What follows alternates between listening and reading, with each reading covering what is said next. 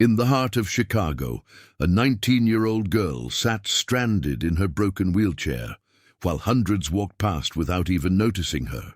Just when she lost all hope, a 25-year-old mechanic stopped, knelt beside her, and changed the course of her life forever. Like, share, and subscribe and tell us where you're watching from. Now let's get started. Emily sat on the crowded sidewalk of downtown Chicago, gripping the handles of her worn-out wheelchair as people rushed past her without even glancing in her direction. The wind was cold that morning, brushing the ends of her dark hair against her cheeks. She had left her small apartment early, determined to reach a diner on the north side where she had a job interview. One she desperately needed. Her wheelchair had been making strange sounds for weeks, and she prayed it would last just one more day. But halfway to the bus stop, the left wheel jammed, forcing her to stop. She tried moving it again. Nothing. She felt the city swallowing her whole. Emily looked around, hoping someone might notice her struggle. Dozens of people walked by with hurried steps, businessmen in suits, tourists carrying cameras, mothers pushing strollers, but no one slowed down. She raised her voice. Softly, "Excuse me. Can someone help?" But the noise of traffic drowned her out. A bus drove by, splashing dirty water near her feet, and she flinched as a cold drop touched her ankle.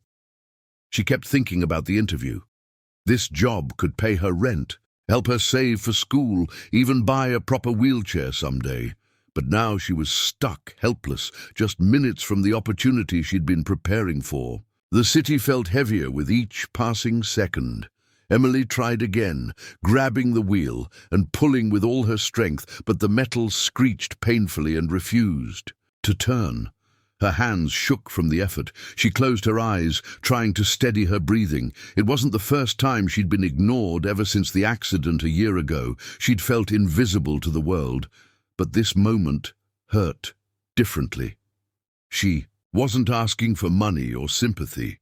She only needed someone to help her move a wheel that had jammed. Just a little kindness, just a few seconds of someone's time. But no one stopped. A group of teenagers walked by, laughing loudly, barely glancing in her direction. A woman in a red coat looked directly at her for a moment, then quickly pretended to check her phone. A delivery driver nearly bumped into her wheelchair before stepping around her without apology. Emily felt her chest tighten. She didn't understand why needing help made people uncomfortable. She wasn't weak, she just had limits. Everyone did. But sitting there on the cold sidewalk with a broken chair made her feel small, like she had been dropped into a world that didn't have space for her anymore. Her eyes began to sting with frustrated tears. She wiped them quickly, refusing to cry in public. She couldn't look vulnerable. People avoided vulnerability even more. She opened her backpack and pulled out a small wrench she kept for emergencies. Though she barely knew how to use it, she leaned forward and attempted to loosen the stuck bolt, but her hands weren't strong enough. After a few minutes, the wrench slipped from her fingers and clattered onto the concrete. The sound echoed louder in her chest than on the ground. "Please," she whispered to herself, as if the universe might hear her even if people didn't. She pressed her palms together, hoping for a miracle. The sun peeked through gaps in the skyline, casting long morning shadows. Emily felt the warmth on her shoulders, but none of it reached her heart. She thought about calling someone, but who would she call? Her parents lived 2 states away and couldn't afford to help. Her friends had drifted away after the accident, unsure how to treat her now that her life looked different. She didn't blame them. She just wished someone would stay. She glanced at her phone. Even if she called a repair service, they wouldn't arrive for hours, and she didn't have the money anyway. The interview window was closing quickly. For a moment, she considered giving up and going home. But the thought of returning to her apartment, sitting in silence, and pretending she hadn't gotten her hopes up made her stomach twist. She had worked too hard preparing for this. She had practiced answers, picked out clean clothes, and rehearsed how she would confidently roll into the diner. She wanted her life to change, even if only a little. She wanted to prove she could still move forward despite everything that had happened. She lifted her head and tried, waving at the next passerby. "Sir, excuse me." But he walked right past her, earbuds in. Emily felt her hope slipping. The street seemed louder, harsher, almost uncaring. She pushed her hair back and dropped her gaze to the broken wheel, wondering how a single stuck bolt could determine the direction of her entire day. Just when she let out a trembling breath, ready to resign herself to missing the interview, she heard footsteps that didn't rush past like the others. They slowed, they stopped. She blinked and looked up, unsure if she imagined it. A shadow fell beside her, wheelchair steady and unmoving, like someone had decided they weren't going anywhere until they understood what was wrong. She turned her head and saw a young man, kneeling down beside her, wearing steel-toed boots and a jacket stained with motor oil. He had kind eyes that softened when he looked at her. "Hey," he said, gently, as if not wanting to startle her. "Looks like you're having a rough morning." His voice was warm, steady, different from the cold rush of everyone else's indifference. Emily's throat tightened. She opened her mouth to speak, but only a shaky breath came out. The man smiled reassuringly. "It's okay," he added softly. "I'm here. Let me take a look." For the first time that day, Emily felt seen. Jake adjusted the strap of his tool pouch as he knelt beside Emily's wheelchair, studying the jammed wheel with focused eyes. His hands were rough and stained from long hours in the auto shop, but his touch was surprisingly gentle as he inspected the damage. Emily watched him, still shaken by the simple fact that someone finally stopped. "I'm Jake," he said without looking up. "You okay?" She nodded, though her voice barely worked. He tested the wheel again, frowning slightly. "This thing didn't just jam. Today," he muttered. "It's been struggling for a while." Emily lowered her gaze. Embarrassed, she knew he was right. Jake reached into his pouch and pulled out a small set of tools, screwdrivers, pliers, and a couple of wrenches. He carried them everywhere because, as he liked to joke, something in Chicago is always breaking. Emily watched him loosen the axle bolt with practiced ease. "How long have you been stuck here?" he asked. "Almost an hour," she whispered. Jake paused, his expression tightening with disbelief. "An hour and no one stopped?" Emily shrugged softly. "People are busy." Jake shook his head. "Busy doesn't mean blind." His words warmed her chest in a way she didn't expect. The sidewalk around them was now busier, but something strange happened. People actually slowed down to look not at Emily in pity, but at Jake working with full concentration, kneeling beside her like she mattered. Some whispered, some smiled. Some even took out their phones, but none of that mattered to Jake. He was completely absorbed in fixing the wheel. "This chair isn't beyond repair," he said confidently. "It just needs someone who gives a damn." Emily let out a small laugh. Surprising herself, she had forgotten what it felt like to laugh in a moment of stress. Jake tightened the last bolt before giving the wheel a light push. It spun freely, smooth and effortless. Emily's eyes widened, sparkling with relief. "You fixed it," she breathed. Her voice carried more emotion than she intended. Jake wiped his hands on a rag from his pocket. "Of course I did. Can't just leave you stuck here." Emily hesitated, then told him about the interview, how important it was, how she had been preparing for it for weeks. Jake listened without interrupting, his expression softening more with each word. When she finished, he stood up and offered a small, reassuring nod. "Then you're not going alone." Emily blinked, confused. "What do you mean?" Jake smiled lightly. "I'm walking you there. Chairs are unpredictable. I want to make sure it doesn't give you trouble again." His tone was so calm and casual that Emily didn't know how to react. No one had gone out of their way for her like this in a long time. She tried to protest. "You don't have to." He cut her off gently. "I know I don't have to. I want to." The sincerity in his voice left her speechless. Jake stepped behind the chair and tested it again, ensuring it rolled smoothly before gesturing down the sidewalk. Ready when you are." As they moved through the bustling street, Jake walked beside her, one hand lightly, touching the back handle of her chair just in case the wheel acted up again. Emily felt oddly safe with him there. People who had ignored her minutes ago now noticed the pair walking together, maybe because Jake's presence demanded attention in a way hers never had. He asked her about her interests, her favorite places in the city, and what kind of job she hoped to get. Emily told him about her love for cooking and her dream of becoming a chef someday. Jake listened with genuine interest, nodding thoughtfully. "You'd be great," he said. The closer they got to the diner, the more Emily's nervousness returned. "What if they don't hire me?" she asked quietly. Jake glanced at her with a comforting smile. "Then it wasn't the right place. But I think they will. You've got a good energy." She blushed slightly at the compliment. "I'm just scared," she admitted. Jake nodded. "Everyone's scared before something important. But courage doesn't mean you're not scared. It just means you show up anyway." Emily felt his words settle inside her like a steadying anchor. She breathed in deeply, feeling a little braver. When they reached the diner, the smell of fresh coffee and bacon drifted out through the glass door. The silver sign above the building glimmered under the morning sun. Emily stared at it, her palms sweating. Jake touched the back of her chair gently. "You ready?" She nodded, even though her heartbeat was racing. As they rode up the small ramp, the manager behind the counter noticed them approaching. Emily opened her mouth to apologize for being late, but Jake stepped forward before she could speak. "She had trouble getting here because her chair broke," explained, "but she still came.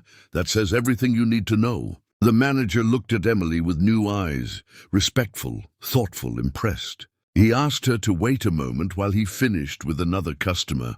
Emily turned to Jake, overwhelmed. "You didn't have to say all that." Jake shrugged with a soft smile. "It was the truth." She looked at him for a long moment, wondering how a total stranger could show more kindness in one morning than most people had in months. Before she could say anything else, the manager returned and invited her inside for the interview. Emily took a deep breath and rolled forward. As she disappeared inside, Jake stepped back, hands in his pockets, waiting patiently outside the window where he could see her. He didn't know why he felt the need to stay. Maybe because he wanted to make sure she didn't leave, discouraged. Maybe because something about her sincerity touched a part of him he hadn't felt in years. He leaned against the wall, watching her talk to the manager, her hands moving nervously in her lap, but her face determined. He didn't know what the outcome would be, but he hoped deep down that life would finally be fair to her. Emily sat across from the diner. Manager, her hands resting nervously on the edge of the table. The manager, a middle-aged man with kind eyes, looked over her application once more before asking her questions about her experience, her goals, and why she wanted this job. Emily answered honestly, her voice sometimes trembling, but always sincere. She explained how she had learned basic cooking skills, helping her mom at home, how she loved the energy of a busy kitchen, and how she wanted to build a future where she could support herself. The manager listened closely, nodding with genuine interest instead of pity. Outside the window, Jake watched the interview unfold with quiet hope. He leaned against the brick wall, arms crossed. He pretending not to be anxious, but inside he felt surprisingly invested in this young woman he barely knew. He admired her determination, how she pushed through fear, disappointment, and a broken wheelchair just to show up. Most people would have gone home, but not Emily. Something about that strength tugged at something deep inside him. He found himself checking the window every few seconds, searching for any clue of how the interview was going. Inside, Emily continued answering each question, gaining a little more confidence with every minute. The manager smiled at her responses, clearly impressed. "You seem like someone who works hard," he said. Emily nodded softly. "I try to. I just want a chance." The manager closed her application and pushed his glasses up. "Well," he said thoughtfully, "I believe Everyone deserves a chance, especially those who show up even when things get hard. Emily's heart pounded. She didn't dare hope too much, but his tone felt promising. She waited in silence, hands clasped tightly together. Finally, the manager stood and extended his hand with a warm smile. "Welcome to the team, Emily. You're hired." For a moment, Emily couldn't speak. Her breath caught in her throat as her eyes filled with tears she couldn't hold back. I got the job," she whispered. The manager nodded. "You earned it." Emily covered her mouth with her trembling hands, overwhelmed with relief and joy. This wasn't just a job, it was a lifeline, a new beginning, a sign that her life could move forward again after so much loss and struggle. When Emily stepped outside, tears still glistening on her cheeks, Jake straightened up instantly. "Hey, what happened?" he asked, searching her face. Emily smiled through her tears. "I got it," she whispered, her voice breaking. Jake's expression lit up, like sunshine cutting through clouds. "You got it?" he repeated, grinning. She nodded again, laughing and crying at the same time. Without thinking, Jake pulled her into a gentle, careful hug. Emily felt her shoulders relax against him, her heart steadying. It had been a long time since anyone hugged her without hesitation. "I'm proud of you," Jake murmured softly. When they pulled away, Emily wiped her eyes, embarrassed by her emotions, but unable to stop smiling. "Thank you," she said. "You helped me more than you know." Jake shook his head. "No, you did the hard part. I just fixed some wheels." Emily laughed. She wasn't used to someone deflecting praise like that. She wasn't used to kindness at all. Feeling shy, she looked down at her lap. "That's..." When Jake reached into his pocket, pulling out a napkin and a pen, he scribbled something quickly. "Here," he said, handing it to her. She unfolded it and saw his phone number written neatly. "If your wheelchair ever gives you trouble again, call me," he said with a playful smirk. "And if you ever want to talk or need help getting to work or anything." Really, Emily felt warmth bloom in her chest. No one had offered that kind of support since before the accident. She looked up at him, her eyes soft. "I'd like..." "That," she said. Jake nodded, rubbing the back of his neck awkwardly. For a moment they stood there in comfortable silence, surrounded by the sounds of the busy Chicago street, but it felt like they were in their own small world. Emily took a deep breath, feeling lighter than she had in months. She looked at the diner behind her, imagining this new chapter beginning. She imagined herself learning to cook professionally, saving money, building confidence again. And she imagined Jake, kind, patient, unexpected, somehow becoming a part of her new life. She didn't know what the future held, but for the first time since the accident, she wasn't afraid of it. She rolled forward slightly and looked up at him. "Walk with me a little?" she asked. Jake smiled. "Yeah, I'd like that." They moved down the sidewalk together, Jake keeping a gentle pace beside her. The air felt warmer now, the city somehow less intimidating. Emily noticed things she hadn't before, the way sunlight bounced off windows, the smell of fresh bread from a nearby bakery, the sound of laughter drifting from a passing group. Life felt brighter, as if someone had turned up the light in a room she thought would always stay dim. Jake talked about his work at the auto shop, about the long hours, and how he liked fixing things because it made him feel useful. Emily listened, smiling at the way his eyes softened when he talked about helping others. At the next corner they paused. Emily knew she had to head home soon and prepare for her first day at the diner, but she didn't want their time together to end too quickly. Jake seemed to sense her hesitation. "I'll walk you home if you want," he offered. Emily shook her head. Gently. "It's okay. I'll be fine." But then she looked at him meaningfully. "But I hope we can see each other again." Jake's smile widened. "Count on it!" He stepped back as she prepared to roll forward, but he didn't turn away until she was halfway down the block. Emily kept glancing back, smiling every time she saw him, still standing there, watching to make sure she was okay. When she finally turned the corner and he disappeared from view, she held the napkin with his number against her heart. That morning had started with fear, loneliness, and a broken wheel, but it ended with hope, a new job, and someone who cared enough to stop when everyone else walked by. She whispered softly to herself, "This is the start of something better," and for once she believed it.